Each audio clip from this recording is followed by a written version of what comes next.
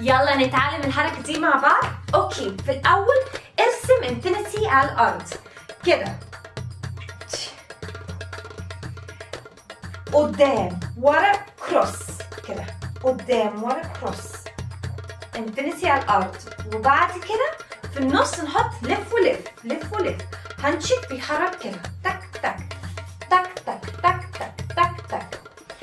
هنرسم نص الانفينيتي قدام ورا انتي كده، ونعمل لف ولف، ورجلك فري، حرية. اوكي، رجلك حر، تك تك قدام، كملي الانفينيتي قدام ورا، رجلك هنشك كده، لف لف قدام ورا، لف لف قدام ورا.